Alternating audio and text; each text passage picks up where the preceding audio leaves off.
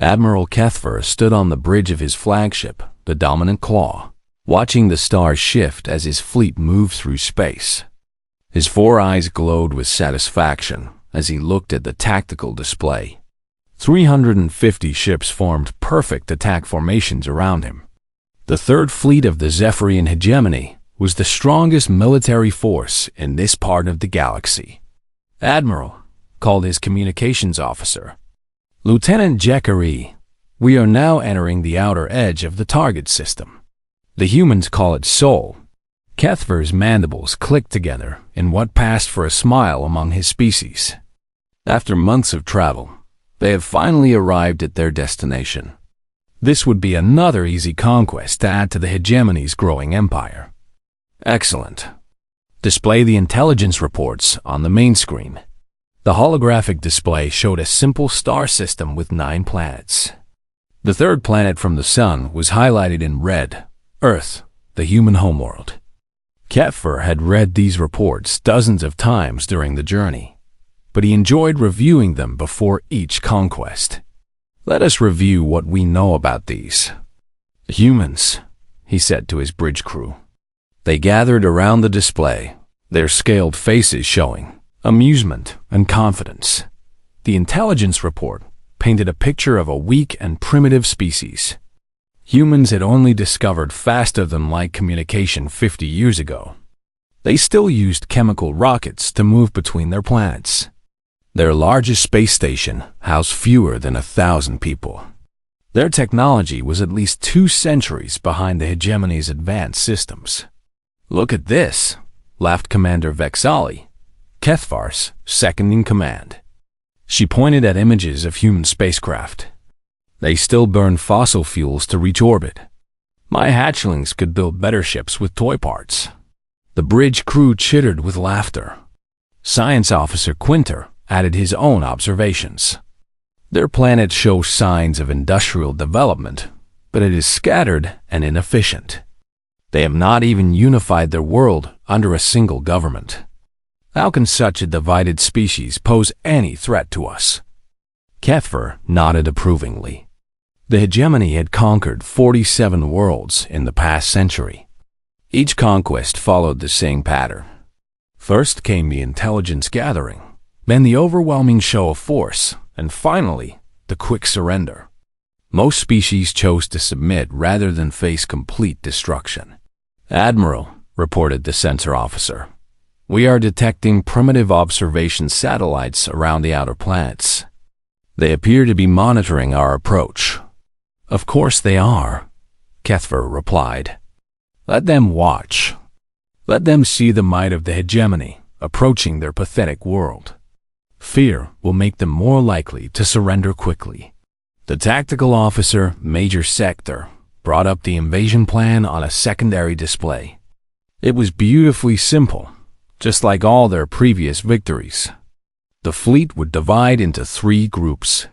The first group would eliminate any orbital defenses around Earth. The second group would establish orbital bombardment positions. The third group would land ground forces at key population centers. The humans have perhaps 50 armed vessels in their entire star system, Sector reported. Most are small patrol craft with primitive weapons. Their largest warship carries fewer guns than one of our escort frigates. Kethver examined the human ship designs with professional interest. They were crude but functional. The humans seemed to favor thick armor plating and large engines. Their weapons were simple kinetic projectiles and chemical explosives. Nothing that could threaten ships protected by hegemony energy shields and quantum armor. "Sir," interrupted the communications officer, "we are receiving a transmission from the human government. Put it on the main screen. Let us hear what these primitives have to say." The image showed a human female sitting behind a wooden desk. She appeared to be middle-aged by human standards, with gray hair and worried eyes. She wore simple clothing and spoke in a calm, measured voice.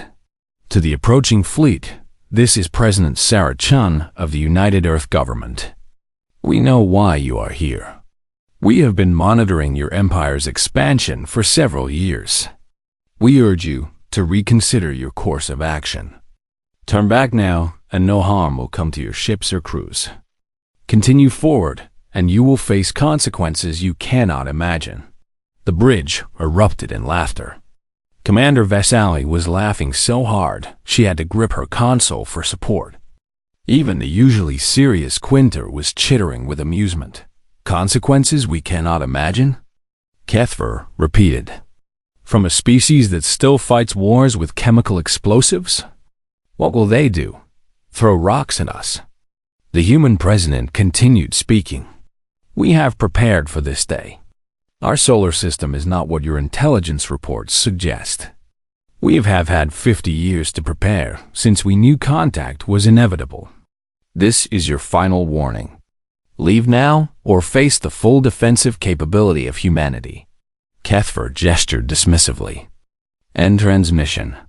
These humans are even more primitive than our reports suggested if they think empty threats will deter the Third Fleet." He turned to address his senior officers. "Gentlemen, we have conquered worlds with populations in the billions. We have defeated species with technology far more advanced than these humans possess. We have broken the will of entire star systems. What can one backward planet do against 350 warships?" The fleet continued its steady approach toward the inner system.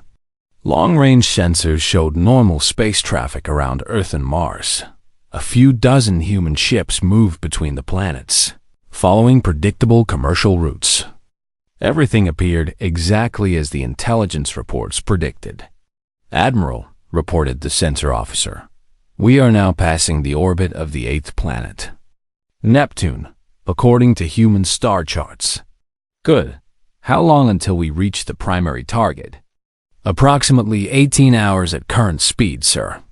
Kethver settled back in his command chair. In less than a day, they would add another world to the hegemony. The humans might have spirit, but spirit without strength was useless. Their primitive technology and divided government would crumble before the organized might of the Third Fleet. "Maintain course and speed," he ordered. "All ships, prepare for combat operations. By this time tomorrow, the human homeworld will bow before the hegemony, just like all the others." The bridge crew returned to their duties with professional efficiency. None of them suspected that everything they thought they knew about humanity was about to be proven catastrophically wrong, unknown to the Zephyrian fleet. Automated systems throughout the Sol system had been tracking their approach since they first entered the outer boundaries. Deep beneath Earth's surface and command bunkers that had been built and expanded for decades. Human military leaders watched the alien fleet advance toward their carefully prepared trap. The real war was about to begin. The first sign that something was wrong came when the Zephyrian fleet approached Jupiter's orbit. Sensor Officer Zekanal was the first to notice the strained readings on his instruments. "Admiral," he called out, his voice uncertain, "I am detecting unusual energy signatures near the gas giant." Admiral Kethver looked up from the tactical reports he had been reviewing. "Define unusual, officer." "Sir, there appear to be artificial structures in orbit around Jupiter and its moons. Far more than our intelligence reports indicated. The energy output suggests active industrial operations." Kethver frowned. Their intelligence had mentioned some human mining operations around Jupiter, but nothing significant. "Put it on the main display." The holographic screen showed Jupiter in the center, its massive form surrounded by dozens of small moons. But as the sensors focused, the image revealed something unexpected. What had appeared to be simple asteroid mining facilities were clearly much more complex. "Those are not mining stations," whispered Science Officer Quinter. "Look at the power signatures. Those structures are drawing enough energy to power entire cities." Commander Vexali moved closer to the display. "And look at their positioning. They are arranged in defensive formations around the major moons." Kethver felt the first stirring of concern, but pushed it aside. Perhaps the humans are more industrious than we thought. It changes nothing. Continue the approach. That was when the asteroids came alive. Lieutenant Jacqueries' console suddenly blazed with alarm signals. Admiral! Multiple contacts launching from the asteroid field. They are moving too fast to be natural objects. The tactical display exploded into activity. Hundreds of small objects were accelerating away from what had appeared to be lifeless rocks floating in space. Each object was no larger than a fighter craft, but they moved with purpose and coordination. Impossible, breathed Major Sector. Our intelligence showed no military presence in this region. Because they disguised it, Quinter said, his voice filled with growing realization. Those are not asteroids. They are camouflaged weapons platforms. The first wave of human drones reached the outer edge of the Zephyrian formation. They were small and crude-looking, but they moved with deadly precision. Each drone carried enough explosive power to damage a hegemony frigate. All ships, defensive positions. Kethver commanded. Activate shields and return fire. The space around Jupiter became a storm of energy beams and explosions. The Zephyrian ships had superior technology, but the humans had numbers and position. For every drone destroyed, 2 more emerged from hidden launchers on seemingly dead asteroids. Sir, reported the communications officer, we are receiving damage reports from across the fleet. The Swift Hunter has lost main power. The Iron Talon reports critical damage to their shield generators. Kethver watched in growing disbelief as his superior fleet struggled against primitive human technology. The drones were crude, yes, but there were thousands of them. And they kept coming. Admiral, Sensor Officer De Canal's voice was urgent now. The major moons are activating some kind of launch systems. Io, Europa, Ganymede, and Callisto suddenly revealed their secrets. What had looked like normal moon surfaces split open like flowers, revealing massive underground hangar bays. From these hidden facilities, waves of human fighter craft poured into space. These fighters were larger than the automated drones, and they carried human pilots. They moved with the unpredictability of living minds, weaving between Zephyrian ships and striking at weak points with surgical precision. How many fighters are they launching? Vexali demanded. Current count is over 3,000 and still rising, Becanal replied. The underground facilities appear to be much larger than surface scans indicated. A human fighter squadron targeted the dominant claw directly. Their weapons were still primitive by hegemony standards, but they were perfectly designed to exploit the weak points in Zephyrian shield technology. Explosion after explosion rocked the flagship as the fighters struck and vanished back into the chaos of battle. Damage report. Kethver shouted over the noise of alarms. Shield strength down to 60%, reported the engineering officer. They are targeting our shield emitters with remarkable precision. The battle raged for 3 hours. The Zephyrian fleet had superior individual ships, but the humans had turned the entire Jupiter system into a fortress. Every piece of space debris hid weapons. Every moon concealed fighter bases. The gas giant itself seemed to bristle with defensive installations that had been built deep beneath its cloud layers. When the immediate battle finally ended, Admiral Kethver surveyed the damage to his fleet. 47 ships had been destroyed or disabled. Another 63 had suffered significant damage. The Third Fleet had lost over a quarter of its strength fighting what was supposed to be a minor obstacle. Sir, Commander Vexali said quietly, perhaps we should reconsider our intelligence estimates. Kethver's pride burned, but he was not stupid. What are you suggesting, Commander? If this is what they have hidden around Jupiter, what surprises await us at Earth? The Admiral studied the tactical display. The remaining human fighters were withdrawing back to their hidden bases, but they maintained formation as if ready to resume the attack at any moment. The empty space around Jupiter now revealed itself to be a carefully constructed killing field. "Sir," interrupted the communications officer, "we are receiving another transmission from Earth." The same human female appeared on the screen. President Chan, but this time she was not sitting at a wooden desk. She stood in what appeared to be a military command center, surrounded by displays showing the battle that had just ended. "Admiral Kethver of the Zephyrian Third Fleet," she said, and the fact that she knew his name sent a chill through the bridge crew. "You have just experienced our outer defensive perimeter. Jupiter and its moons represent less than 5% of our total defensive capability." She paused to let that information sink in. "Your fleet has already suffered significant losses. You still have the opportunity to withdraw with honor. Continue toward Earth, and you will face defenses that make Jupiter's installations look like training exercises." Kethver wanted to dismiss this as another bluff, but the evidence of human preparation was all around him. They had not simply built defenses. They had transformed their entire outer solar system into a weapons platform. "Admiral," Quinter said softly, "our casualty reports are complete. We have lost 93 ships destroyed or too damaged to continue. Our effective strength is now approximately 250 ships."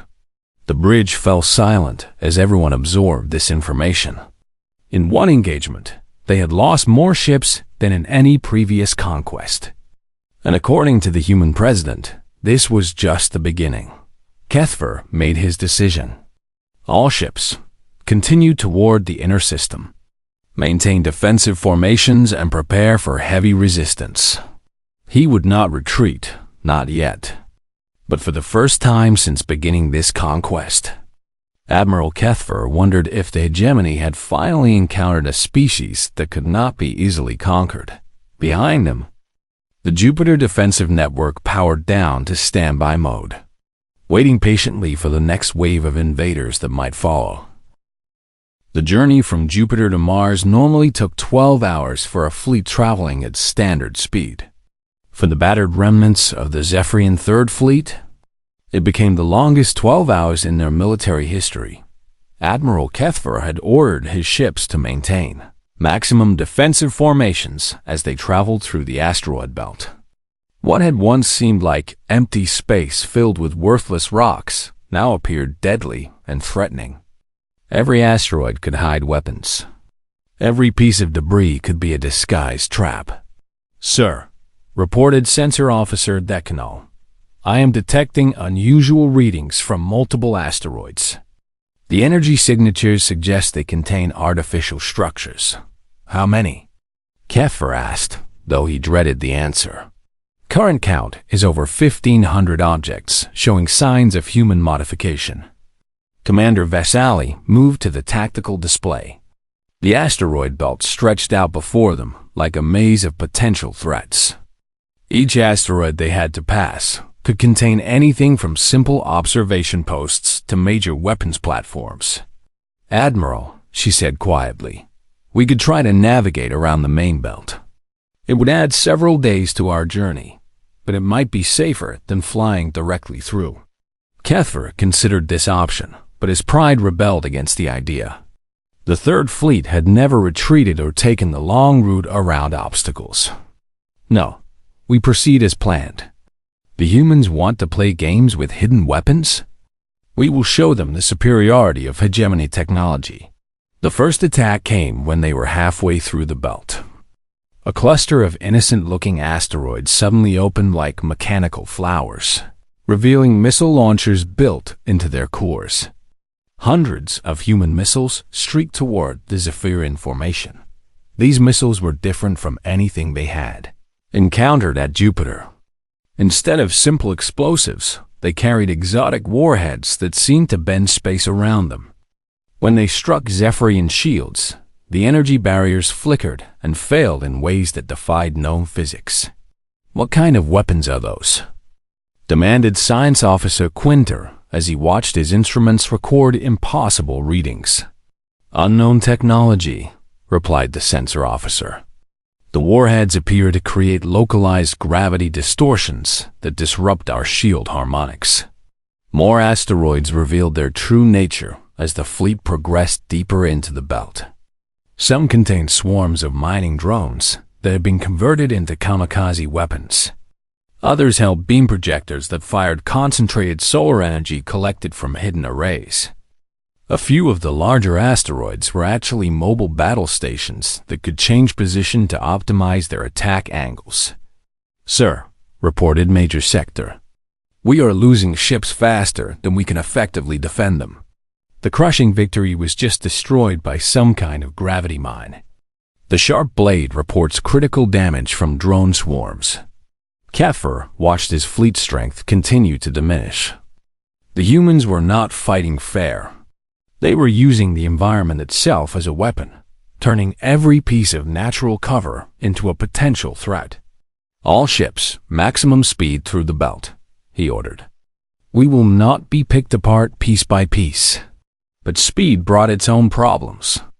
The faster they moved, the less time they had to identify and neutralize threats. Hidden weapons platforms had more opportunities for surprise attacks. The humans had designed their trap perfectly. When Mars finally appeared ahead of them, Kefir felt a moment of relief.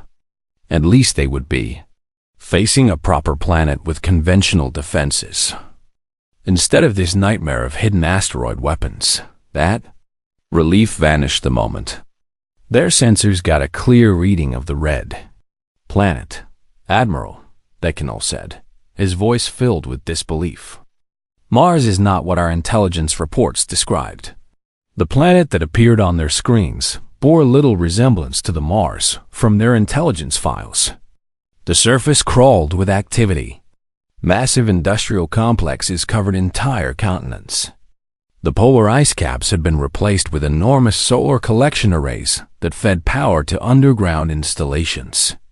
"Those are not civilian facilities," observed Quinter. "The power requirements suggest military applications on a planetary scale." But the real surprise was in orbit around Mars, where their intelligence had predicted a few simple space stations. They found a network of interconnected battle platforms that formed a defensive shell around the entire planet. "Count the weapons platforms," Kefir ordered. "Sir." "Current count is 412 major installations, with thousands of smaller defensive satellites." Commander Vexali studied the tactical display with growing concern. "Admiral, this is not a planet with some orbital defenses. This is a planet that has been converted into a single massive fortress." As if responding to her observation, the Martian defense network came online. Energy readings spiked across the planet as weapon systems that had been hidden beneath the surface revealed themselves. The two moons of Mars, Phobos and Deimos, split open to reveal that they were not natural moons at all, but artificial battle stations the size of small planets. "Impossible," whispered Kefir. "How long would it take to build something like this?" Based on the scale of construction, Quinter calculated rapidly, assuming they started immediately after achieving spaceflight. Approximately 50 years of continuous work. They would have had to dedicate their entire civilization to military preparation. The implications hit the bridge crew like a physical blow. While the hegemony had assumed humans were busy with normal civilization activities like exploration, colonization, and cultural development, they had actually spent 50 years turning their solar system into the largest military installation in known space. Mars launched its first wave of fighters. These were not the crude but effective craft they had encountered at Jupiter. These fighters were sleek, fast, and incorporated technology that seemed to blend human engineering with principles the Zephyrians had never seen before. "Sir," reported the tactical officer, "these new fighters are using some kind of energy shielding. Our standard weapons are having reduced effectiveness." The battle for Mars lasted 8 hours. The Zephyrian fleet fought with skill and desperation, but they were facing an enemy that had prepared for this exact scenario for half a century. Every human weapon was designed specifically to counter hegemony technology. Every defensive position had been calculated to maximize damage to attacking fleets. Mars itself proved to be more than a fortress. It was a factory. Throughout the battle, new fighters and weapons platforms continued to emerge from underground manufacturing facilities. The humans were not just defending their planet. They were producing new defenses faster than the Zephyrians could destroy them. "Admiral," Vexali said during a brief pause in the fighting, "we have lost another 60 ships. Our effective strength is now down to 140 vessels. At this rate of attrition, we will not have enough ships left to conduct a proper assault on Earth." Kethver stared at the tactical display. Mars hung before him like a red star, surrounded by the debris of destroyed Zephyrian ships. The planet's defenses showed no sign of weakening, while his own fleet grew smaller with each passing hour. "Sir," the communications officer interrupted, "we are receiving another transmission from Earth." Once again, President Chun appeared on the screen. This time, she was clearly in a military bunker, surrounded by displays showing the ongoing battle at Mars. "Admiral Kethver," she said, her voice calm and professional, "you have now seen 2 of our defensive lines. Mars represents approximately 30% of our total capability. Your fleet has fought bravely, but you are facing a prepared enemy. We offer you one final chance to withdraw with the ships you have remaining." She paused, and when she continued, her voice carried a note of genuine regret. "Continue to Earth, and you will face defenses that make Mars look like a training exercise. We do not wish to destroy your entire fleet, but we will if you force us to." Kethver looked around his bridge. His officers were exhausted, his ships were damaged, and his fleet was less than half its original strength. Any reasonable commander would accept a human offer and retreat, but Kethver was not ready to accept defeat. "Not yet. All ships," he commanded, "prepare to break through the Martian defenses." We continue to Earth. Behind them, as the surviving Zephyrian ships finally broke free of Mars' defensive perimeter, the Red Planet's weapon systems powered down to standby mode. The humans had proven their point twice now. Earth would prove it a third and final time. The final approach to Earth should have been the easiest part of the invasion. With only 140 ships remaining from his original fleet of 350, Admiral Kethver knew his chances of victory were slim. But he had come too far to turn back now. The pride of the Zephyrian hegemony was at stake. "Sir," reported Sensor Officer de Canal, his voice weary from days of constant alerts, "we are now entering Earth's orbital zone. Initial scans show unexpected readings." Kethver had learned to dread that phrase. "Define unexpected, officer." "Sir, Earth's moon is showing massive internal hollow spaces and energy signatures that suggest artificial construction." Commander Vexali moved to the sensor station and studied the readings herself. What she saw made her breathing slits flutter with shock. "Admiral, these readings indicate that Earth's moon has been completely hollowed out and converted into some kind of artificial structure." Science Officer Quinter joined them at the display. His scientific training helped him understand what they were seeing, but it also made the reality more terrifying. Based on these energy patterns, the moon is not just a hollow structure. It is a single integrated weapons platform. The entire satellite has been converted into what can only be described as a battle station capable of destroying planets. Kethver felt something cold settle in his stomach. How long would such a construction project require? Assuming they started immediately after achieving spaceflight and dedicated enormous resources to the project, Quinter calculated approximately 40 to 50 years of continuous work. The scale of this undertaking suggests they mobilized their entire species for this single purpose. As if responding to their discovery, Earth's moon began to change. Sections of its surface that had appeared natural split apart like armor plating, revealing the mechanical structures beneath. Weapon ports the size of city blocks opened across its surface. Energy readings spiked to levels that made the instruments struggle to record accurate measurements. "Sir," the tactical officer reported, his voice barely steady, "the moon is targeting our fleet. I am reading enough concentrated firepower to destroy every ship in our formation simultaneously." But that was only the beginning of Earth's surprises. As the Zephyrian fleet drew closer to the blue and green planet, their sensors revealed layer after layer of hidden defenses. Earth's atmosphere itself was wrong. What appeared to be normal weather patterns were actually sophisticated, camouflage hiding thousands of atmospheric fighter platforms. Clouds that should have been made of water vapor showed energy signatures, indicating they contained floating weapons, platforms, and defensive installations. "The entire atmosphere has been weaponized," observed Quinter with something approaching awe. "They have created artificial weather systems that conceal military installations throughout the airspace around their planet. From these hidden atmospheric bases, an impossible number of fighters began to emerge. First hundreds, then thousands, then tens of thousands. The sky around Earth filled with human aircraft like a swarm of angry insects protecting their hive. The current count of enemy fighters is approaching 50,000 and still rising," reported the Canal. "This number exceeds our estimates of the total human population capable of military service." Commander Vesali studied the tactical display with growing confusion. "How can they field so many pilots? Our intelligence suggested their total population was only 8 billion individuals."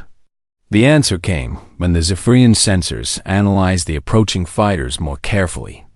Many of them showed no life signs at all. They were automated, controlled by artificial intelligence systems more sophisticated than anything in the hegemony arsenal. "They have created an automated military," Quinter said, with dawning realization. "These are not just human pilots. They have built machines that think and fight like living beings, but can be produced in unlimited numbers." The space around Earth erupted into the largest battle any of the Zephyrian crew had ever witnessed. Their remaining 140 ships faced a defensive force that seemed to have no limits. For every fighter they destroyed, 3 more appeared to take its place. But the fighters were not the worst of Earth's defenses. As the battle raged, the planet itself began to reveal its secrets. Mountain ranges split open to reveal massive railgun installations that fired projectiles at significant fractions of light speed. Ocean surfaces parted to show that the seafloors had been converted into launch platforms for submarine-based weapon systems. Even more disturbing, the Zephyrian sensors detected energy readings from deep underground that suggested the entire planet was honeycombed with defensive installations. Earth had not just been fortified. It had been completely transformed into a single, integrated fortress that used the planet's own mass and resources as building materials. "Sir," the communications officer called out over the noise of battle alarms, "we are detecting massive energy buildups from Earth's polar regions." On the tactical display, the ice caps at both of Earth's poles began to glow with accumulated power. As the Zephyrian fleet watched in horror, enormous beam weapons emerged from beneath the ice. These weapons were larger than anything they had encountered, powered by what appeared to be the planet's own magnetic field and rotation. "They've turned their entire planet into a weapons platform," whispered Vexali. "Every natural feature has been converted to military use.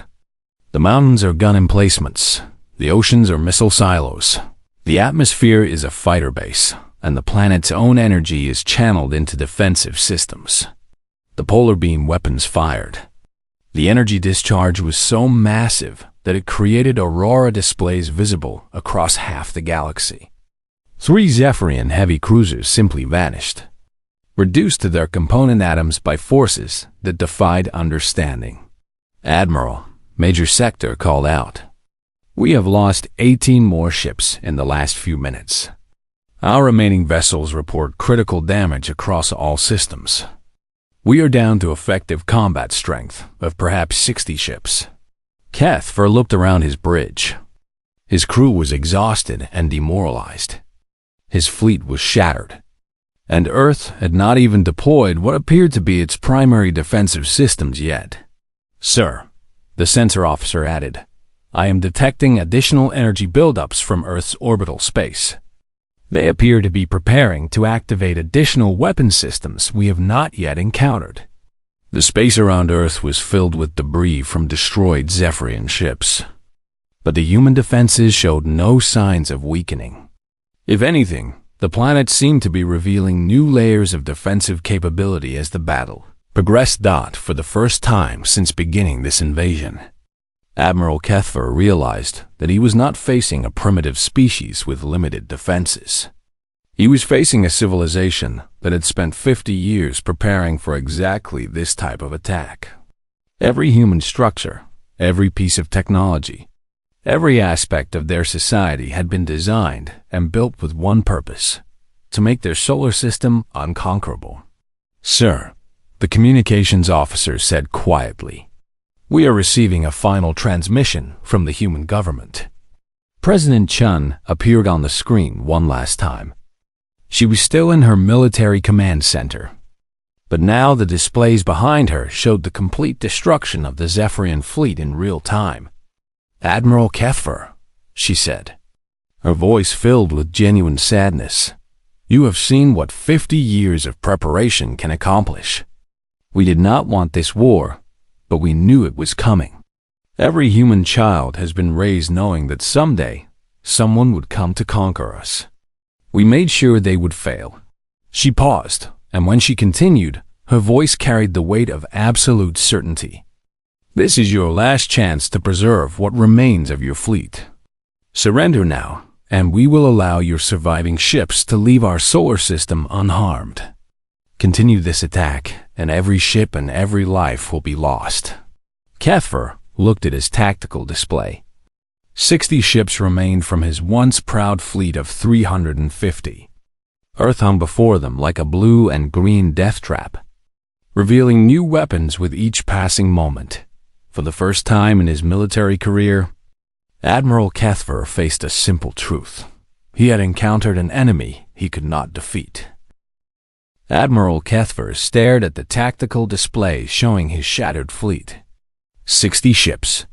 60 ships from the 350 he had brought to conquer what was supposed to be a primitive world.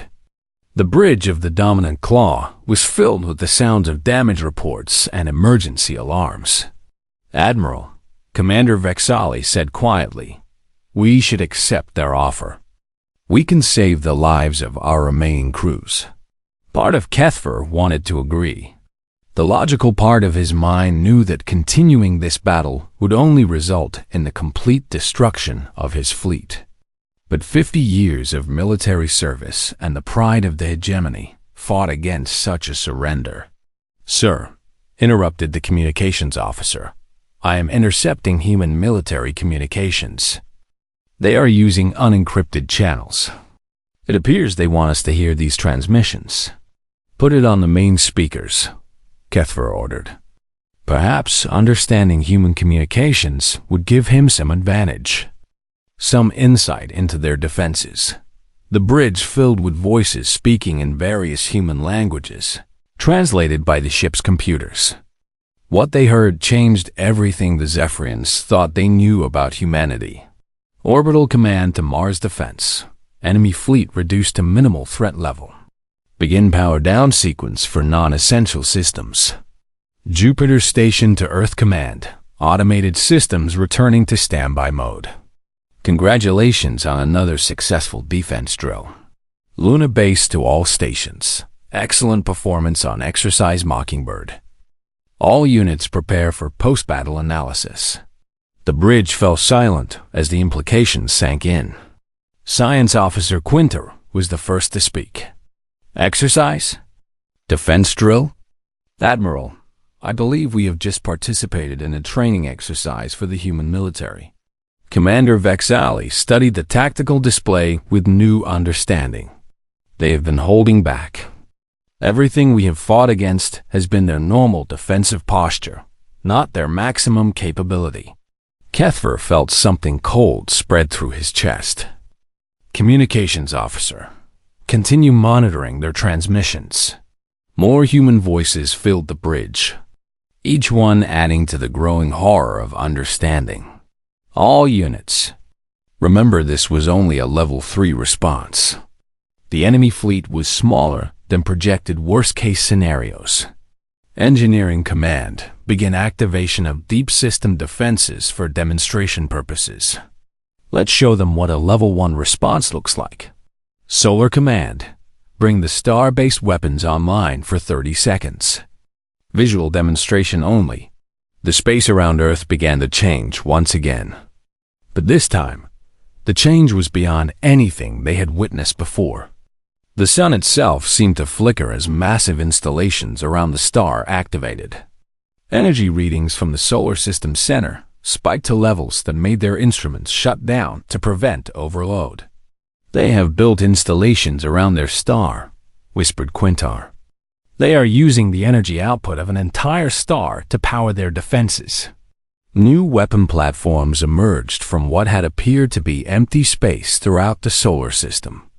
Installations the size of moons revealed themselves in the outer planets' orbits.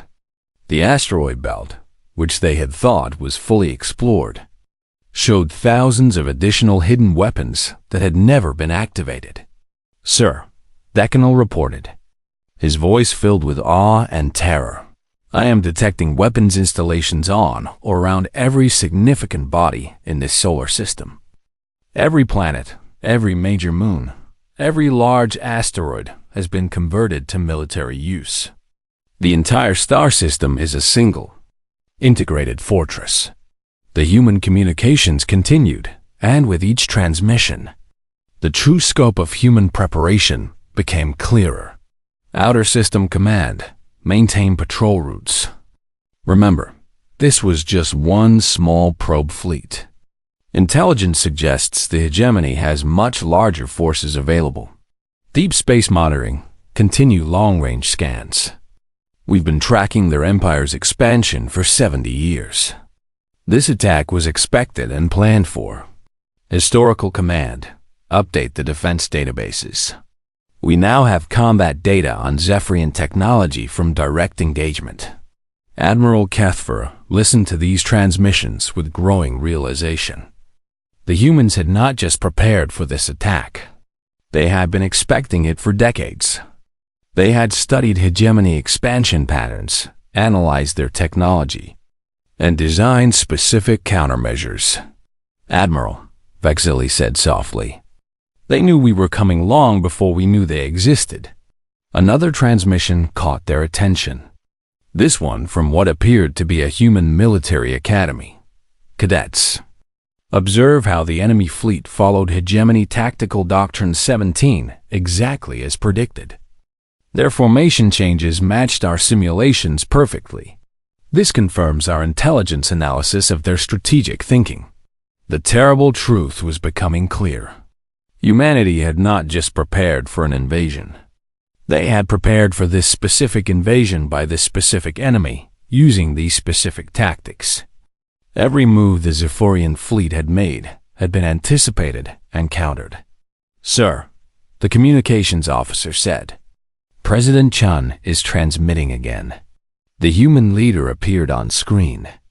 But this time, she was joined by several others in military uniforms. Behind them, displays showed detailed information about Zephyrian technology, tactics, and capabilities. Admiral Kethver, President Chun said, we know you have been monitoring our communications. We wanted you to understand the situation clearly. Your hegemony has been expanding toward our region of space for over a century. We have been watching, learning, and preparing. One of the military officers stepped forward. We have detailed intelligence on 43 species your empire has conquered. We studied their mistakes, analyzed their defeat, and learned from their failures. We've spent 7 decades building a defense specifically designed to stop the Zephyrian hegemony. Another officer added, every human child learns about hegemony tactics in school. Every human settlement has been built with defense against your empire in mind. We have had 70 years to prepare for this exact scenario. President Chun continued, we did not want this war, Admiral, but we knew it was inevitable.